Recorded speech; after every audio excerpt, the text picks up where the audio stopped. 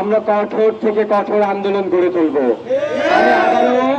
আমি আবারও প্রত্যেকটা পরিবারের পক্ষ থেকে 33 জন মারা গেছে এখন পর্যন্ত ঘোষণা দেওয়া হয়েছে।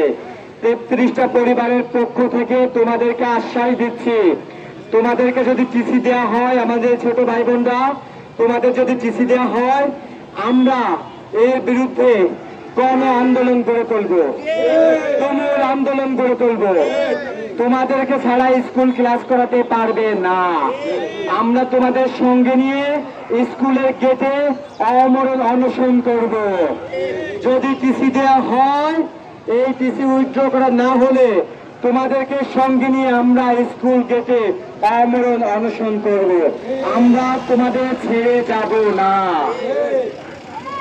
তো এখন পরিচয় হচ্ছে, আমার নাম লিওন মির। আমি ফাতেমা আক্তারের মামা। ক্লাস 3-তে নিহত, যে আগুনে পড়ে মারা গেছে, ক্লাস 3-তে পড়তো। আমি ফাতেমার মামা। আমরা ভাই একটা কথা বলতে চাই, এই যে এত বড় একটা ঘটনা ঘটে গেল, সরকারের পক্ষ থেকে, মানে প্রধান উপদেষ্টা, আমি উল্লেখ করে দিচ্ছি, আমাদের যে সরকার প্রধানের পক্ষ থেকে এখন পর্যন্ত আমাদের 33টা পরিবারে একটা ফোন দেওয়া হয়নি, আমাদের কোনো খোঁজ নেওয়া হয়নি। স্কুল কর্তৃপক্ষ থেকে আমাদের খোঁজ দিচ্ছে, আমাদের সাথে মিলাদ করছে, আমাদের নিয়ে সরকারের কাছে যাইতে চায় ওনার স্কুল বাঁচানোর জন্য। আমরা ওনার স্কুল বাঁচানোর জন্য সরকারের কাছে কেন যাবো ভাই? স্কুলে যদি কোনো দোষ থেকে কোনো অপরাধ থেকে বেআইনি কাজ করে থাকে, তাহলে সরকার তদন্ত করবে, সরকার বিচার করবে। আমরা কেন স্কুল বাঁচানোর জন্য সরকারের কাছে যাব? তা হচ্ছে কিভাবে যাব? উনি আবেদন করছে যে সমস্ত আবেদনের বিষয় হচ্ছে সমস্ত আহত এবং নিহত পরিবারের পক্ষ থেকে প্রধান উপদেষ্টার সাথে দেখা করার জন্য আকুল আবেদন জানাচ্ছি। আমরা আকুল আবেদন জানায় দেখা করতে যাব, নাকি সরকারের পক্ষ থেকে আমাদের খোঁজ দেবে ভাই? ডক্টর ইউনূস নোবেল পুরস্কার পাইছে, উনি একজন বিশ্বখ্যাত ব্যক্তি। উনি এখন বাংলাদেশ সরকারের দায়িত্ব আছে, সংস্কার করছে, বাংলাদেশকে এগিয়ে নেওয়ার জন্য যাচ্ছে। কিন্তু এত বড় একটা ঘটনা ঘটে গেল, প্রধান উপদেষ্টার পক্ষ থেকে, ওনার প্রেস উইং থেকে আমাদের 33টা পরিবারকে একটা সান্ত্বনামূলক ফোন দিতে পারতো না ভাই? ক্ষতিপূরণ কি? আমার ক্ষতিপূরণ কি হবে ভাই? ক্ষতিপূরণ মানে একটাই, আমাদের বাচ্চা ফেরত দেওয়া, তাই না ভাই? তো ক্ষতিপূরণ টাকা দিয়ে কি ক্ষতিপূরণ হয়? হ্যাঁ, ক্ষতিপূরণ হচ্ছে বাচ্চাকে ফেরত দেওয়া। তো আমরা খুবই কষ্ট পাইছি প্রত্যেকটা পরিবারের পক্ষ থেকে, প্রধান উপদেষ্টার পক্ষ থেকে আমাদের একটা পরিবারে একটা ফোন দেওয়া হয়নি যে আমি আপনাদের সাথে আছি, আপনাদের বাচ্চাটা ফেরত দিতে পারবো না, কিন্তু আপনাদের সাথে আছি, আমি আপনাদের দুঃখের ভাগিদার। আমি এটা কি প্রধান উপদেষ্টা বলতে পারতো না ভাই? প্রধান উপদেষ্টার পক্ষ থেকে ফোন দিয়ে বলতে পারতো না আপনাদের দুঃখের ভাগ নিতে পারবো, আপনাদের বাচ্চা ফেরত দিতে পারবো না? আমরা খুবই কষ্ট পাইছি ভাই। আমরা সত্যিকার অর্থে বলছি, আমরা খুবই আহত হয়েছি যে সরকারের প্রশিক্ষণ বিমান এসে আমার বাচ্চাদের গায়ে পড়েছে, বাচ্চাগুলো পুরাই মেরে ফেললো। সরকার প্রধানের পক্ষ থেকে আমাদের একটা ফোন দিল না, আমাদের একদিন ডাকলো না ভাই। ডাকতে তো পারতো। আমি দাবিটা করবো এখন। আমাদের 8 দফা ছিল, 8 দফা থেকে 9 দফায় রূপান্তরিত হয়েছে। আমি দাবিগুলো করছি। দাবি নাম্বার 1, মাইলস্টোনে যে ট্র্যাজেডি, যে বিমান দুর্ঘটনা হয়েছে, এর সুষ্ঠু তদন্ত এবং বিচার নিশ্চিত করতে হবে। দাবি 2, সারা বাংলাদেশে মাইলস্টোন সহ সারা বাংলাদেশে সকল শিক্ষা প্রতিষ্ঠানে কোচিং ব্যবসা বন্ধ করতে হবে। দাবি নাম্বার 3, সরকারের পক্ষ থেকে প্রত্যেকটা নিহত পরিবারকে, এক পরিবারে 2 জন মারা গেছে, প্রত্যেকটা নিহত বাচ্চার জন্য বা যারা মারা গেছে 5 কোটি টাকা ক্ষতিপূরণ দিতে হবে। আমরা এটা ক্ষতিপূরণ বলি না, আমরা জরিমানা বলি। ক্ষতিপূরণ বলছে আইনে, এটা ক্ষতিপূরণ লেখা আছে। এর জন্য প্রত্যেকটা বাচ্চার জন্য বা যারা মারা গেছে 5 কোটি টাকা দিতে হবে, সমস্ত চিকিৎসার ভার বহন করতে হবে এবং আহতদের 1 কোটি টাকা দিতে হবে। এটা হচ্ছে সরকারের পক্ষ থেকে।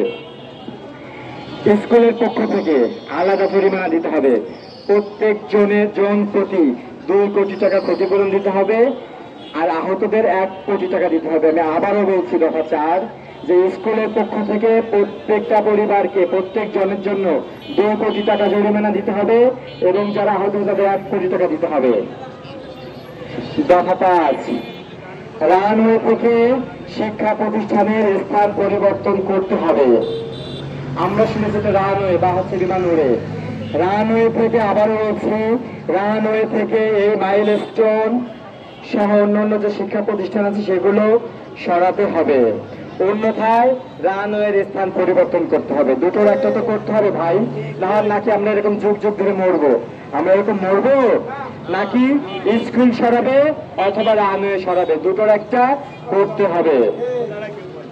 দফা 6, কোচিং ব্যবসার মূল হোতা স্কুল শাখার হেডমিস্ট্রেস মিস খাদিজা, ওনাকে আগামী 72 ঘন্টার মধ্যে অপসারণ করতে হবে। মেহেরিন মিসের হাজবেন্ড আমাদেরকে বলেছে যে উনি যদি আসতেও না পারে ওনার বক্তব্যটা যেন আমরা জানিয়ে দিই। উনি কোচিং ব্যবসার মূল হোতা। মেহেরিন মিস একজন মানবিক মানুষ ছিল, না হলে কিন্তু সে বাচ্চাদের বাঁচাইতে গিয়ে জীবন আত্মহত্যা দিত না, নিশ্চিত মৃত্যু যেন মরছে। মেহেরিন মিসের সাথে হেড মিসের দ্বন্দ্ব ছিল। মেহেরিন মিস বলতো যে যদি 5-6টা বাচ্চা 10টা বাচ্চা দুর্বল থেকে তাদের কোচিং করান, জোর করে কেন 30-40টা বাচ্চাকে প্রত্যেক ক্লাস থেকে কোচিং করাতে হবে? মেহেরিন মিসের দ্বন্দ্ব ছিল। উনি একজন মানবিক ম্যাডাম ছিল, এই জন্য উনি কিন্তু জীবন বাজি রেখে জীবন দিয়ে নিশ্চিত আগুনে পড়ে মারা গেছে। 500টি শিক্ষক মধ্যে 2জন শিক্ষক মারা গেছে, আর কেউ কিন্তু আগে আসেনি, সবাই যার যার জীবন নিয়ে পালাইছে ভাই। তো মেহেরিন মিস কিন্তু মানবিক ছিল। তো বলছে এই যে কোচিং ব্যবসার মূল হোতা পার্সেন্টেজ খেয়ে ঢাকা শহরে 3টা ফ্ল্যাট কিনছে, আপনারা নিউজ করেন, দেখতে পারেন, খোঁজ নিয়ে মেহেরিন মিসের হাজবেন্ডের সাথে যোগাযোগ করেন। উনি কোচিং ব্যবসার মূল হোতা, কোচিং ব্যবসা থেকে পার্সেন্টেজ নিয়ে উনি ঢাকা শহরে 3টা ফ্ল্যাট কিনছে। এটা আমার কথা না, মেহেরিন মিসের হাজবেন্ড বলছে, আপনারা তার সাথে যোগাযোগ করতে পারেন। তো এই খাদিজা মিস খাদিজাকে 72 ঘন্টার জন্য অপসারণ করতে হবে। স্কুলের সিসিটিভি ফুটেজ আমাদেরকে দেখাতে হবে। গণমাধ্যম কর্মীদেরও কিন্তু ঢুকতে দেয়নি ভাই, স্পোরে যাইতে দেয়নি, নিউজ করতে দেয়নি, জোর করে করে গেছে, বাইরে দিয়ে নিউজ করছে। ভাই আমরা কেন সিসিটিভি ফুটেজ দেখতে চাই জানেন? যেখানে বিমানটা পড়ছে ওইখানে সিসিটিভি ফুটেজ ছিল।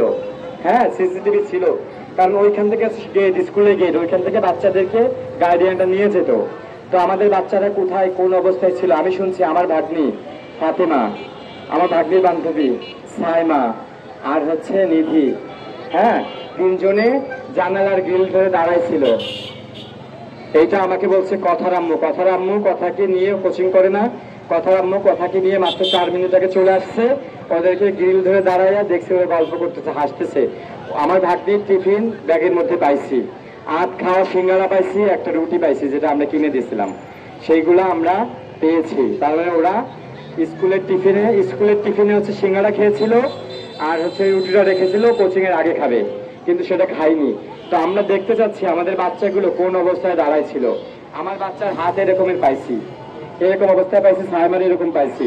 ওরা হয়তোবা যখন বিমানটা পড়ছে ভয়ে আম্মু বলে চিৎকার দিছিল, এরকম হাত পাইছে, হাত ছড়ানো যায়নি। তো আমরা চাচ্ছি আমার বাচ্চাদের সাথে শেষ মুহূর্তে কি হয়েছিল, কিভাবে পুড়ে মরছে, ওটা দেখার শক্তি আমাদের আছে। আমাদের বাচ্চাদের শরীরে কিছু ছিল না, পুড়ে কয়লা হয়েছে, মাংস গলে গলে খসে খসে পড়ছে, ওটা আমাদের দেখার শক্তি হয়েছে, জোর করে দেখছি। হ্যাঁ, তো সিসিটিভি ফুটেজটা একটু অনুরোধ করি, আপনাদের মিডিয়ার মাধ্যমে অনুরোধ করছি, আপনারা এই জিনিসটা একটু তুলে ধরেন, আপনাদের পা ধরি ভাই, সিসিটিভি ফুটেজটা একটু আমাদের দেখাইতে বলেন। আমার বাচ্চারা কিভাবে পড়ে মারা গেছে, আমার বাচ্চারা শেষ মুহূর্তে অবস্থানটা কি ছিল, তারা একটা আম্মু আম্মু বলে ডাকছিল কিনা, এটা আমরা একটু দেখতে চাই ভাই। আর একটা দফা, 8 দফা, বিমান বাহিনীর প্রশিক্ষণ ব্যবস্থা জনহীন জায়গায় করতে হবে। বাংলাদেশ তো ছোট দেশ, তারপরেও ঢাকা শহরের মতো এমন জনবহুল জায়গায় বিমান বাহিনীর প্রশিক্ষণ দেওয়া যাবে না। বাংলাদেশের সবচেয়ে কম জনবহুল এলাকায় প্রশিক্ষণের ব্যবস্থা করতে হবে। এটা 8 দফা। 9 নম্বর দফা হচ্ছে যে শিক্ষক সাইমার বাবার গায়ে হাত দিয়েছে তাকে অতি দ্রুত আইনের আওতায় আনতে হবে। শিক্ষকের নামটা বলেন। কনক স্যার আমাদের সাইমার বাবার গায়ে হাত দিছে, ওনাকে 72 ঘন্টার মধ্যে বা অতি দ্রুত সত্তর আইনের আওতায় আনতে হবে। আমাদের 72 ঘন্টা টাইম দিচ্ছে, 72 ঘন্টার মধ্যে যদি এই মিসকে যদি বরখাস্ত করা না হয়, এই কনক স্যারকে যদি স্কুল থেকে বরখাস্ত করা না হয়, আইনের আওতায় আনা না হয় কনক স্যারকে, আমরা 72 ঘন্টা পরে আবার নতুন করে আন্দোলন নিয়ে মাঠে আসবো। বিস্তারিত ছাড়া 8টা দফা যদি একবার